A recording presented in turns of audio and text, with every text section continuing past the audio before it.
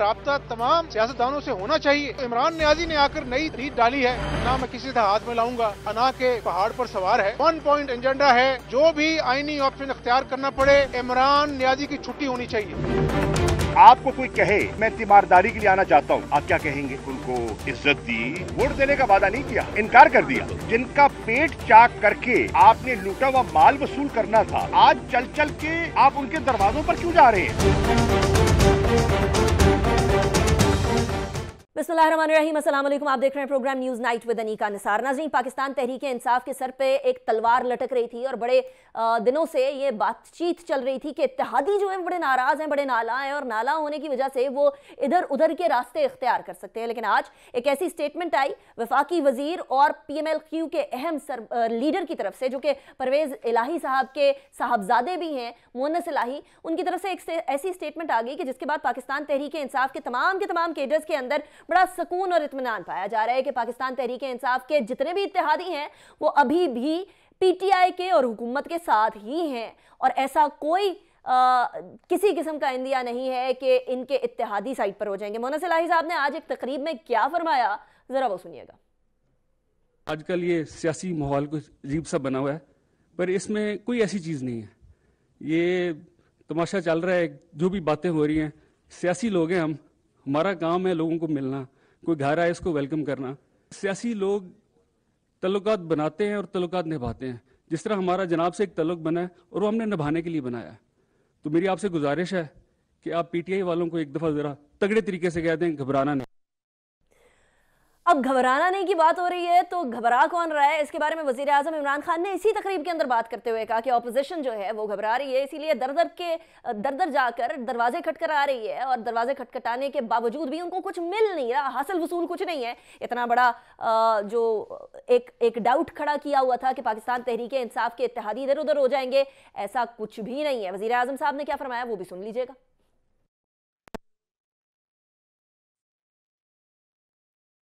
MPs MNAs की फौतगियाँ उधर भी जा रहे हैं आजकल, उनको याद आ गई हैं, तो इसलिए वो घबराए हुए हैं। हमारा इस वक्त आपके ऊपर, आपकी फैमिली के ऊपर पूरा इत्मीनान है। पूरा एतमाद इत्तेहादियों के ऊपर जाहिर करने के बाद, वजीर आजम साहब की और मुअन्निस इलाही की स्टेटमेंट के बाद, जो स्टेटमेंट्स अपोजिशन की तरफ से आ रही हैं वो भी इसी एहसास से कोइंसाइड करती हैं। मौलाना फजलुर रहमान साहब भी कहते हैं कि हमें कोई जल्दी नहीं है, जब तक वोट पूरे नहीं होंगे तब तक हम मामले को आगे नहीं लेकर जाएंगे। हमजा शहबाज शरीफ साहब, अभी आपने थोड़ी देर पहले मुलाहिजा भी किया कि वो भी यही कह रहे हैं कि सियासी लोग हैं, सियासत के अंदर मुलाकातें होती है तो सियासी गुफ्तगू भी होती है। जुबैर उमर साहब भी यही फरमा रहे हैं कि जी हम लोगों के अभी वोट मुकम्मल नहीं हुए और हम लोगों से कोई वादा किया भी नहीं गया इस तरह का। अब सारे के सारे मामलात जो 2+2 4 होता हुआ नजर आ रहा है और ऐसा लगता है कि अपोजिशन की ये तमाम कोशिशें नाकाम जा रही हैं। ऐसी सूरत हाल के अंदर मार्च के अंदर मार्च करने वाली जमात और फरवरी के अंदर मार्च करने वाली जमात, जो कि अप्रैल के ऊपर नजर गाड़े हुए है, क्या वो मायूस होंगे या नहीं होंगे? आपको याद दिलाते चलें कि हुकूमत और वज़ीर आज़म के खिलाफ तहरीक अदम एतमाद लाने के दावा करने वाली तमाम जमातें अब वोट इकट्ठे करने के हवाले से लगी हुई हैं। हुकूमत के पास 178 वोट्स हैं और अपोजिशन के पास 164 वोट्स हैं। इसके अंदर टोटल वोट्स जो अदम एतमाद की मूवमेंट को कामयाब करने के लिए चाहिए वो 172 हैं, जो कि अभी तक ढूंढते फिर रहे हैं अपोजिशन वाले। ये भी याद करा दें कि माजी में जो अदम एतमाद की तहरीकें हैं वो दो वज़ीर आज़म के खिलाफ आई। 1989 के अंदर बेनज़ीर भुट्टो साहिबा के खिलाफ एक अदम एतमाद की फिजा कायम हुई और उसके बाद एक अदम एतमाद की मूवमेंट भी आई, लेकिन ये तहरीक जो है वो कंबाइंड अपोजिशन की तरफ से, कंबाइंड अपोजिशन पार्टी थी उसकी तरफ से लेकर आई गई, जो कि नाकाम रही। उसके अलावा दूसरी दफ़ा शौकत अजीज साहब के खिलाफ लाई गई और 172 के मुकाबले में सिर्फ और सिर्फ 139 वोट्स हासिल किए अपोजिशन ने और ये तहरीक अदम एतमाद भी नाकाम हो गई। और वज़ीर आज़म के अलावा चेयरमैन सेनेट के खिलाफ भी तहरीक लेकर आई हिस्ब इख्तलाफ, और वो भी हम लोगों को ये सादिक संजरानी साहब के हवाले से ये आई थी 2019 के अंदर। सेनेट चेयरमैन को साइड पे करने के लिए सादिक संजरानी साहब को उनकी कुर्सी से हटाने के लिए तहरीक अदम एतमाद लेकर आई गई, लेकिन वो भी नाकाम हो गई। अब इतनी तहरीकें अदम एतमाद की जो नाकामियों का सिलसिला है, क्या वो अब भी बरकरार रहेगा या नहीं रहेगा? इसी हवाले से हम बात करेंगे। हमारे साथ जो मेहमान मौजूद होंगे मैं उनका तारुफ करवा दूं। कादर मंदोखेल साहब हमारे साथ मौजूद हैं, पाकिस्तान पीपल्स पार्टी से ताल्लुक़ रखते हैं। खेलदास कोहिस्तानी साहब हमारे साथ मौजूद हैं, पाकिस्तान मुस्लिम लीग नून से ताल्लुक़ रखते हैं। मखदूम ज़ैन हुसैन कुरैशी साहब हमारे साथ मौजूद हैं, पाकिस्तान तहरीक इंसाफ से ताल्लुक़ रखते हैं। और शाह महमूद कुरैशी साहब के साहबजादे भी हैं। लेकिन सबसे पहले कादिर मंदोखेल साहब, मैं आपकी तरफ ही आऊँगी। ये इतनी मेल मुलाकात, इतना मिलना जुलना, दूसरों के दर पर जाना, जिनसे नाराज़गी चल रही थी उनके दर तक चल कर जाना, मुलाकातें करना, लेकिन बनता हुआ कुछ नज़र आ रहा है कादिर मंदोखेल साहब आपको, या सारे के सारे जो इतना बड़ा गुब्बारा बना था तहरीक अदम एतमाद का, उसके अंदर से हवा निकल गई? देखिए अनिका, मेरे ख्याल में आप वो क्विक रिजल्ट निकालने के मूड में हो, और जब कोई तहरीक चलती है या कोई सियासी डिस्कशन चलता है उसमें उतार चढ़ाव भी होता है। और सबसे पहले ये ऐसा तो नहीं होता है कि मुस्लिम लीग नून के शहबाज शरीफ साहब कोई गलबन 18-20 साल काफ लीग के रहनुमाओं के पास गए और वो पहले दिन वो बोलेंगे ठीक है भाई हम आपके हो गए, और अपनी स्पीकरशिप और अपनी वजारतें कुर्बान करें। ये ज़रूर जो बर्फ ज़रूर पिघली है इन दोनों पार्टी के बीच में। बाकी हमारे तो कोई इख्तलाफ काफ लीग से थे ही नहीं है। हमारे तो पिछली हुकूमत में वो इत्यादी थे, डिप्टी प्राइम मिनिस्टर थे हमारे तो अच्छे ताल्लुकात कल भी थे, आज भी है। और बाकी ये कि अदम एतमाद की तहरीक का नारा लगाना या अदम एतमाद तहरीक का फेल होना, तो ये भी कोई बात नहीं है। एक सियासी जदोजहद का एक पार्ट होता है, आईनी रास्ता है। लेकिन आपको याद होगा इस हुकूमत के खिलाफ जो एहतजाज का या महंगाई का या सीपेक बंद होने का या बहुत सारी चीजें हैं जो आपके सामने आ रही है, तो उसके लिए हमारा पब्लिक के सामने आना और पब्लिक में अवेयरनेस पैदा करना। और अब बिलावल भुट्टो जरदारी साहब ने 27 फरवरी को इस्लामाबाद की तरफ मार्च पे जो फैसला किया है, उसके लिए हम पूरे ज़िली तंजीमें हैं, ज़िलों की तंजीमें हैं, सब हमने तैयारी की है। हमने बसें तक हमने एंगेज कर ली है, हमने हर चीज़ अरेंजमेंट कर दी है। तो हम तो 27 फरवरी को इंशाल्लाह बिलावल भुट्टो जरदारी साहब की क़यादत में कराची से निकलेंगे इस्लामाबाद की तरफ, और यकीनन चारों सूबों को ज्वाइन करते हुए या चारों सूब हमें ज्वाइन करते हुए और हम इस्लामाबाद तक जाएंगे। लेकिन आप हुकूमत की घबराहट अभी से देख ले। जो कादिर मंदोखेल साहब वो तो कह रहे हैं हम नहीं घबरा रहे, वो तो कह रहे हैं घबराए हुए आप हैं, घबराए हुए मियां साहब हैं, घबराए हुए PMLN और पीपल्स पार्टी वाले हैं। वो तो कह रहे हैं हम नहीं घबरा रहे, उनको तो यकीन दहानी उनके इत्तेहादियों ने भी करा दी है। अच्छा, हम किस बात की घबराएंगे ना? एहतजाज हम करें तो घबराएंगे, अगर हम घबराते तो एहतजाज के ऐलान नहीं करते, घरों में बैठ जाते। तो ये कौन सी घबराहट होती है कि हम झूठे केसेस में अदालतों का सामने भी कर रहे हैं, हम एहतजाज की कॉल भी दे रहे हैं, हम जलसे जुलूस भी कर रहे हैं, फिर भी घबराए हुआ शख्स तो बनी गाला में बंद करके बैठ जाता है ना, वो तो बाहर नहीं निकलता है ना। सवाल ये है। और फिर ऐसी माहौल में जहां इतनी अफरा तफरी महंगाई है और अपने मनपसंद चेतों को सर्टिफिकेट बांटना और वजारत खारजा को एक सर मुस्तरद करना और वजारत इत्तलात को, वजारत पार्लिमानी अफेयर्स को और वजारत फाइनेंस को, इन सब को एक खत्म करके, और उसने तो खुद ही अपनी जो काबिने के अंदर ही आप वो सर्टिफिकेट की बात करें। कादिर मंदोखेल साहब, अब आपने ये सवाल उठा ही दिया तो मैं जरा ज़ैन हुसैन कुरैशी साहब की तरफ भी जाऊंगी। ज़ैन, आपके सामने अभी वो कह रहे हैं कि जी बेसिकली वो जो सर्टिफिकेट डिस्ट्रीब्यूशन थी वो आपके वालिद की वजारत को रद्द करने वाली बात थी, वो इत्तलात की वजारत को रद्द करने वाली बात थी, वो खारजा के साथ साथ खजाना की जो वजारत है उसको रद्द करने वाली बात थी। और घबराए हुए वो लोग नहीं है, घबराए हुए आप लोग हैं, तभी आप लोगों को बार बार दिलासा देना पड़ा है कि घबराना नहीं है। बिस्मिल्लाहिर्रहमानिर्रहीम। अनिका, एज ऑलवेज मेहरबानी आपकी, आप अपने प्रोग्राम पे दावत दी। जो मंदोखेल साहब बात आपको नहीं बता रहे हैं और जो एक अब शीशे की तरह आया हो गई है इस मुल्क में, वो ये है कि जिस दिन से ये हुकूमत मार्ज़ वजूद में आई है 2018 से, आज हम 2022 में आ गए हैं, हम ये सुन रहे हैं कि जी अपोजिशन इकट्ठी हो रही है, हुकूमत को गिरा रही है, अदम एतमाद लेके आ रहे हैं, नो कॉन्फ्रेंस लेके आ रहे हैं। कितनी दफ़ा इन्होंने लॉन्ग मार्चेस की तारीखें दी आपको पता है, वो कितनी दफ़ा आगे हुई वो भी आपको पता है, कितनी लॉन्ग मार्चेस हुई हैं या कितनी होंगी ये तो वक्त बताएगा।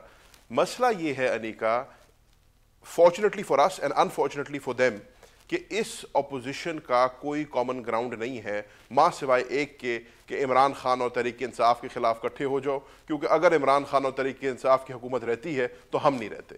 इट्स आइदर देम और अस, और ये एक पॉइंट है जिनको क्या मतलब वो नहीं रहते? मुझे मंदोखेल साहब कोई वो तो सिंध में बैठे हुए, वो नहीं रहते का क्या मतलब? वो तो हुकूमत में है, पीपल्स पार्टी की। अगर सिंध में हुकूमत में बैठे हैं, लेकिन जो सिंध में हुकूमत में बेशक बैठे हैं, लेकिन जो उनकी करप्शन की दास्तानें हैं वो ज़बान ज़द-ए-आम है, बंदे बंदे को पता है। पापड़ वाला भी पकड़ा गया, फल वाला भी पकड़ा गया, 25,000 रुपए की तनख्वाह लेने वाले के अकाउंट में से 4-4 अरब रुपए भी निकल रहे हैं। तो ये चीजें खुल रही हैं अब, और जाहिर है जैसे जैसे ये चीजें खुलती जा रही हैं इनके ऊपर घेरा तंग होता जा रहा है। अच्छा। अपनी करप्शन को बचाने के लिए 1 पॉइंट एजेंडे के ऊपर, मुझे जरा 2 मिनट आप देंगी, मैं अपनी पूरी बात कंप्लीट कर लूंगा। 1 पॉइंट एजेंडे के ऊपर ये लोग इकट्ठे हो रहे हैं और उस पर भी इनसे इकट्ठा नहीं हुआ जा रहा, क्योंकि एक दूसरे के साथ इनकी नीयतें साफ नहीं है। ये सेनेट के इलेक्शन में इकट्ठे होते हैं तो पहले मुआहदा करते हैं कि जी अगर लीडर ऑपोजिशन बना तो तारड़ साहब को बनाएंगे, लेकिन रातों साथ जो है गिलानी साहब जो है हुकूमती वोटों से लेके एक कॉम्प्रोमाइज लीडर ऑपोजिशन बन जाते हैं। वहां पे भी इनके अंदर दरार आ गई, क्योंकि नीयत में फतूर है, क्योंकि एक दूसरे के साथ भी ईमानदार नहीं है, इसलिए ये कोई खातिर खा ऑपोजिशन भी नहीं कर पा रहे। लेकिन हुकूमती वोटों का पढ़ना तो आपके लिए मसला है ना मंदोखेल साहब ने। हुकूमती वोटों का पढ़ना उनके लिए तो अच्छी बात हो गई। आप कह रहे हैं कि हुकूमती वोटे लेकर यूसुफ रजा गिलानी साहब लीडर ऑफ ऑपोजिशन बन गए सेनेट के, तो ये तो आपके लिए लम्हा फिक्री है ना कि आपके लोग इधर उधर भी वोट कर रहे हैं। नहीं, हमारे लिए तो बिल्कुल फिक्री नहीं है। हमारे पे तो गिलानी साहब ने मेहरबानी फरमाई है। उन्होंने जो वोट लिए थे उसका फिर उन्होंने जो है हिसाब भी दिया। जब उनको सेनेट में आना था फिर ना आए, उन्होंने हुकूमत का साथ दिया, हुकूमत में मेहरबानी फरमाई, लाज रखी उन वोटों की और हमारा बिल पास कराया स्टेट बैंक का। सो fact of the matter is अब ये बात करें कि जी हम नई मुहिम चला रहे हैं। हाल ही में 3-4 दिन पहले बिलावल भुट्टो साहब तशरीफ लाए हुए थे मुल्तान के अंदर। अब मुल्तान में उनका आना बड़ा वावेला था कि जी वो आएंगे और बहुत बड़ा शो होगा, पावर शो होगा।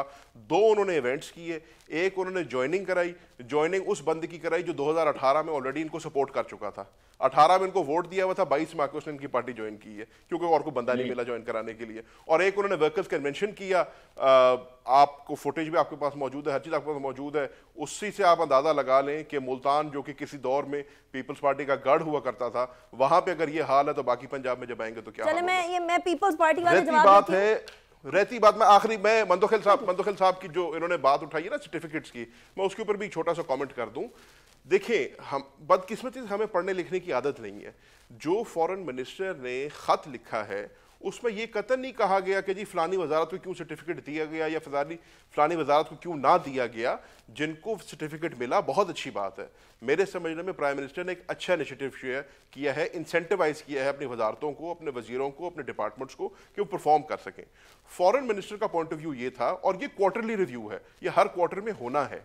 तो फॉरेन मिनिस्टर का पॉइंट ऑफ व्यू ये था कि जो 30% रखा गया है पेयर रिव्यू कमेटी के अंदर, जो पेयर रिव्यू होना है उसके कोई टीओआरस बनाए। उसका हमें पता होना चाहिए कि 70% तो आपको वो मिल गया जो आपने गोल्स खुद बताए हैं डिपार्टमेंट ने, वो कितना उनको कंप्लीट करते हैं उसके ऊपर, लेकिन जो 30% एडिशनल है उसके ऊपर, उसके कोई टीओआरस होने चाहिए, कोई जाब्ता होना चाहिए जिसके थ्रू वो अवार्ड होंगे ताकि हर वजारत को पता हो और उसके लिए परफॉर्म कर सके। अगर आप फॉरेन ऑफिस की बात करें, क्योंकि उन्होंने नाम उठाया है, तो फॉरेन ऑफिस की परफॉर्मेंस में कोई मसला नहीं था। खेलदास कोहिस्तानी साहब को भी, खेलदास कोहिस्तानी साहब भी हमारे साथ मौजूद है। खेलदास कोहिस्तानी साहब, अब घबराना किसने है पहले मुझे ये समझा दीजिएगा, क्योंकि वो पाकिस्तान तहरीके इंसाफ वाले तो कह चुके हैं कि हमें घबराने की कोई ज़रूरत नहीं है, इत्तेहादियों की उनके साथ सपोर्ट है। जिन इत्तेहादियों को पब्लिकली अब आप मुलाकात कर रहे हैं वो पब्लिकली कह रहे हैं, आपने मुलाकात भी पब्लिकली की और वो कह भी पब्लिकली रहे हैं कि हम तो वो कह रहे थे कि रोटी शोटी खाएं, मिट्टी शिट्टी पाएं और फिर जाएं।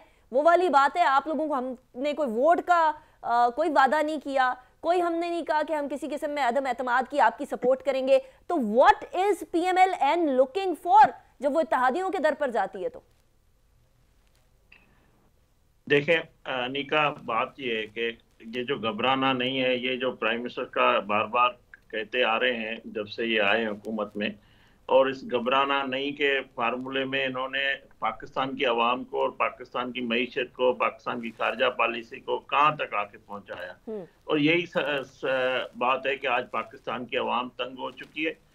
और मैं समझता हूँ ये जो इसनाद की बात हुई, सर्टिफिकेट जो बांटे गए, ये तब दिए जाते हैं जब जो इम्तिहान है पूरा होता है या जो भी कामयाबी हो नाकामी हो, उसके बाद ये मराइल आते हैं आखिर में। और ये खेल ख़त्म हो चुका है हुकूमत का, और वज़ीर आज़म ने ये मतलब साबित कर लिया कि अब हमारी हुकूमत जाने वाली है, और उन्होंने संजीदा लिया है हमारी कोशिशों को। और हमारे बयाने की भी कामयाबी हुई है। खेलदास कोहिस्तानी साहब, दिल के बहलाने को गालिब ये ख्याल अच्छा है वाला काम तो नहीं कर रहे आप लोग?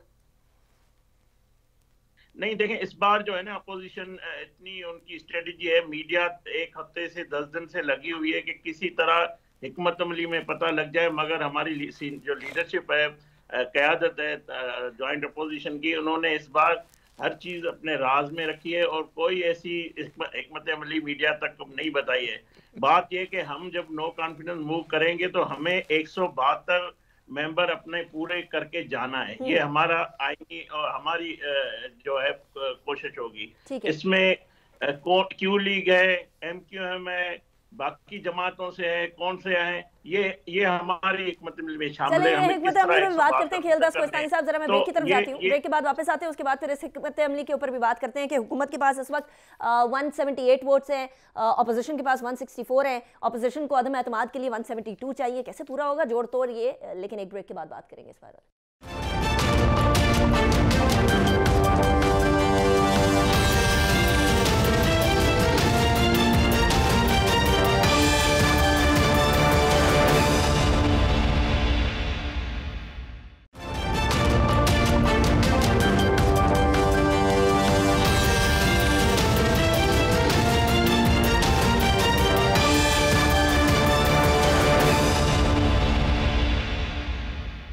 Welcome back after the break. Break पे जाने से पहले हम बात कर रहे थे नंबर गेम बड़ी मुश्किल है और हुकूमत के लिए ये बात कि उनके पास मेजॉरिटी है और मेजॉरिटी का साथ देने वाले लोग जो हैं बेसिकली इत्तेहादी, वो दिलासा भी दे रहे हैं, वो यकीन दहानी भी करा रहे हैं और ये भी बता रहे हैं कि मामला इधर उधर नहीं जाता।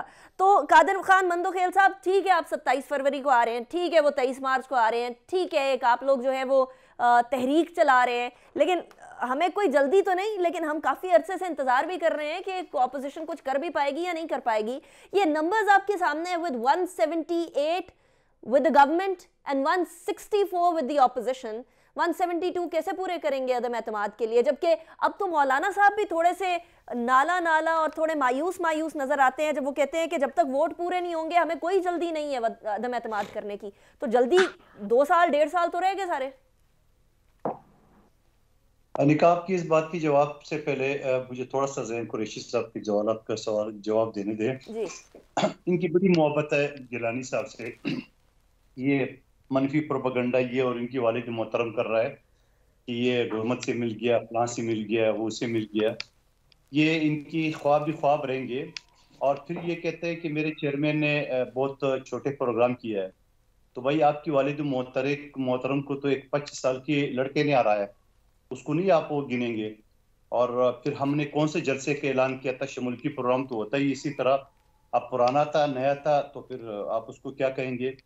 और फिर खत जो मोहतरम शाहमूद कुरैशी साहब ने जो खत लिखा, उस खत में तो खुद उस बात की निशानदेही है कि हुकूमत ने मुराद सईद जैसे चेता जिसकी परफॉर्मेंस पूरे पाकिस्तान जानता है उसको अवार्ड क्यों दिया गया। नहीं, जाती मामलात पे नहीं बात करेंगे कादिर मंदोखेल साहब, हम किसी किस्म के इल्जाम पे बात नहीं। मंदोखेल साहब की आदत है, उनके पास आर्गुमेंट होती नहीं है तो वो किसी बात को भी किसी चीज से जोड़ देते हैं। मैंने ये कतई नहीं कहा कि उन्होंने छोटा प्रोग्राम किया या बड़ा प्रोग्राम किया, मैंने कहा यूट्यूब पे वीडियोस मौजूद है, आप फैसला खुद कर जी। आप अपनी बारी पे बोले, आप जब बोल रहे थे तो मैं बिल्कुल खामोश था ना। आप बात मुकम्मल कर लें, बात मुकम्मल कर लें। क्योंकि आप लोगों को गिलानी साहब से बहुत ज्यादा जो ना आपको जलन होती है तो उसको बर्दाश्त भी करेगा। परफॉर्मेंस की बात जो मैंने बात की है कि मुराद सईद की परफॉर्मेंस पाकिस्तान जानता है, और जरा वज़ीर-ए-आज़म साहब को ये भी बताना चाहिए कि वो परफॉर्मेंस क्या सीपेक के हवाले से है, या वो जो पोस्ट ऑफिस के हवाले से, या मगरबी रोड जो बंद पड़ा हुआ है, या सिंध का अखलौता रोड। खेलदास कोहिस्तानी साहब गवाही देंगे, सकर से लेके हैदराबाद तक 3.5 साल में शुरू हो सका। मगरबी रोड मेरा भाई इलाके जोब से वो 1 किलोमीटर नहीं बन सका। और फिर बहुत सारे जो चीजें हैं उसकी तफसील तो बता देते, आखिर इस शख्स को अवार्ड, और पूरा पाकिस्तान को पता था कि अवार्ड तो उसको मिलना ही मिल रहा है। अब रह गए चाइना के अरस्तु को, जो पहले 6 महीने में फेल हो गया। आपने उस फेल शख्स को दूसरे नंबर दिए, नंबर तो बड़ा जबरदस्त दिए उन्होंने, लेकिन अब ये बताए कि उसने जो प्लानिंग के हिसाब से आपने उसको 2 नंबर दिया है, तो प्लानिंग कौन से की है? वो शख्स जो जून में बैठ के सर्दियों की गैस का प्लानिंग नहीं कर सका, वो शख्स जो आटे का प्लानिंग नहीं कर सका, वो शख्स जो चीनी का प्लानिंग नहीं कर सका, वो शख्स जो पेट्रोल का प्लानिंग कर सकता, उसको आपने अवार्ड दिया। कादिर मंतोखेल साहब, इतनी सारी गड़बड़े हैं हुकूमत में, आप उंगलियों पे गिरवाना स्टार्ट करें तो उंगलियां खत्म हो जाती है, फिर भी आप लोग नहीं गिरा सक रहे हुकूमत को, तो ये तो फिर आप लोगों की नाअहली हुई।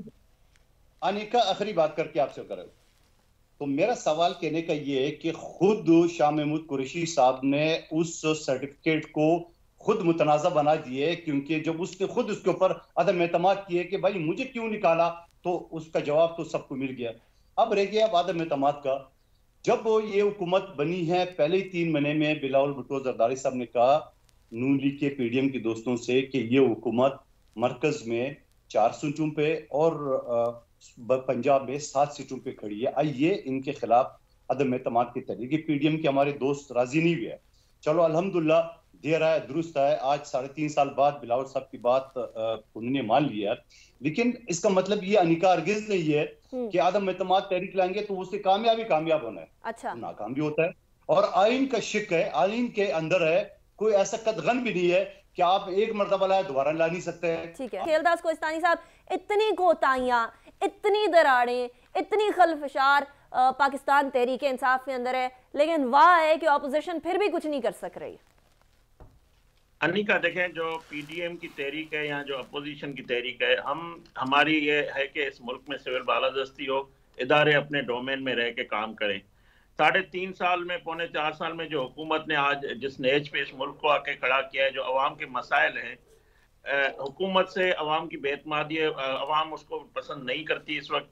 बात यह है कि हम चाहते हैं कि अदम एतमाद हमारा ऑप्शन है, आईनी हक है, वो भी करेंगे। हमारे पास जाने अवाम आएगी इस्लामाबाद, वो भी ऑप्शन मौजूद है। अगर ये क्यों कहती है कि हम रियासत के साथ हैं, अगर रियासत या एम्पायर न्यूट्रल नहीं होगा, हमारी जिदोजहद ये है कि एम्पायर न्यूट्रल हो, इस मुल्क में जो पार्लियामेंट का काम है उनको करने दिया जाए। अगर उसमें दखल अंदाजी होती है दोबारा, अगर हमारी मतलब कोशिशों को, हमारी जो हम चाहते हैं कि हम अपनी बदएतमादी जो हुकूमत पे कर रहे हैं वो हमें नाकाम करने दिया जाता है। ज़ैन हुसैन कुरैशी साहब, आपको नजर आ रहे हैं जल्दी इंतखाबात होने के आसार? क्योंकि जरदारी साहब ने भी कहा कि जी जल्दी हो सकते हैं, बहुत सारे और लोगों ने, हमारे बड़े सियासी मंझे हुए सियासतदान हैं, उन्होंने भी कहा जल्दी हो सकते हैं इंतखाबात। जल्दी हो सकते हैं या पाकिस्तान तहरीक इंसाफ अपना टाइम 2023 तक मुकम्मल करेगी? मंदोखेल साहब मेरे लिए काबिल इज़्ज़त हैं और मैं इनकी शान में गुस्ताखी करना पसंद बिल्कुल नहीं करूँगा, लेकिन इनकी अब आदत सी बन गई है कि ये ज़ातियात के उतर आते हैं, पर्सनल अटैक्स करते हैं। जहाँ तक गिलानी साहब का ताल्लुक है, गिलानी साहब बिल्कुल मेरे मद्दे मुकाबिल हैं, मेरे खिलाफ इलेक्शन लड़े हैं, लेकिन मैंने हमेशा तमीज़ के दायरे में रहते हुए और इखलाक के से कभी ना गिरते हुए बात की है और करते हैं, और इलेक्शन भी आपस में लड़ते हैं, तो हमें कोई ऐसी जलन नहीं होती। और अगर गिलानी साहब ने सेनेट में आकर यही किरदार अदा करना है तो मैं तो चाहूँगा कि गिलानी साहब बार बार सेनेट में आए, मुझे किसी किस्म की कोई जलन नहीं है। रिकॉर्ड पे आ गई बात। दूसरी बात पे आ जाते हैं कि जी इनको बड़ी तकलीफ हो रही है सर्टिफिकेट्स की, और बार बार सर्टिफिकेट्स की ये बात कर रहे हैं।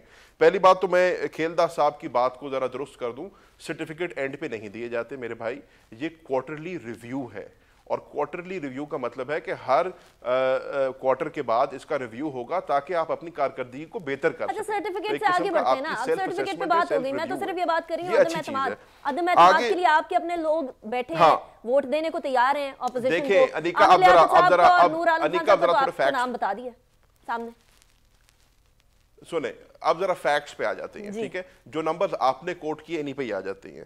178 वोट्स हुकूमत के पास है, 172 वोट्स दरकार है अदम एतमाद के लिए, 164 वोट्स इस वक्त ऑपोजिशन के पास है। मुस्लिम लीग काफ के पास 6 वोट थे। कल आपने देखा कि मियां शहबाज शरीफ साहब 14 साल के बाद चौधरी साहिबान के घर तशरीफ लेके गए और उसको बड़ा वावेला मचाया गया उसके ऊपर। कुदरती मैं लाहौर शहर में हूँ और मेरा घर उनसे 2 गलियों की फासले पे है, तो मुझे अंदाजा है कितनी एक्टिविटी हो रही थी, और समझा जा रहा था कि कोई बहुत बड़ा ऐलान होगा। वो जो कुछ भी होना था, आपने मोनिस इलाही साहब की बात खुद सुना दी है अभी, और वो सारी उसमें से हवा निकल गई है। उन्होंने बहुत कैटेगोरिकली कह दिया है कि सियासी बंदे हैं, हम निभा जानते हैं, हमने जो रिश्ता बनाया उसको निभाएंगे और हम हुकूमत के साथ खड़े हैं, हुकूमत के साथ रहेंगे। तो वो 6 वोट आपके और निकल गए। बाकी वोट्स इन्होंने कहां से इकट्ठे करने हैं ये बताएं तो सही ना। खेलदार साहब कह रहे थे कि जी हमने बड़े राज रखा हुआ है और राज की बातें हैं और राज है कि हम कैसे नंबर्स पूरे करेंगे। तो वक्त आ जाएगा, सेशन भी आ जाएगा, गालिबन शायद 18 तारीख को सेशन होगा और उसमें आदम एतमाद को भी पता चल जाएगा कौन सी संदूक के अंदर ये राज छुपा के रखा है। जरा मुझे ब्रेक की तरफ जाने दे, ब्रेक के बाद वापस आते हैं। खेलदास कोस्तानी साहब, आपने राज फाश करना है अब ये कि कहां है, ये कौन से वोट हैं जो आप लोगों के पास है आफ्टर ब्रेक।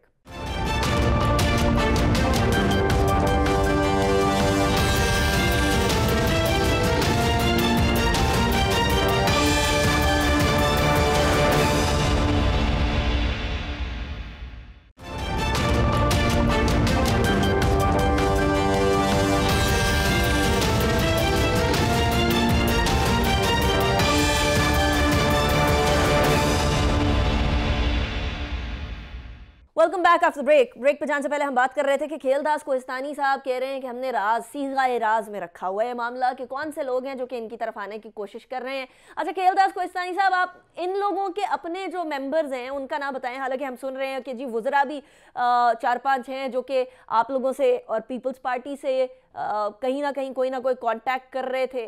आप ना उनके नाम बताएं, आप ये बता दें कि कोई इनके जो इत्तेहादियों की जमातों में से कोई आपकी तरफ आ रहा है या वो भी ना ही समझे।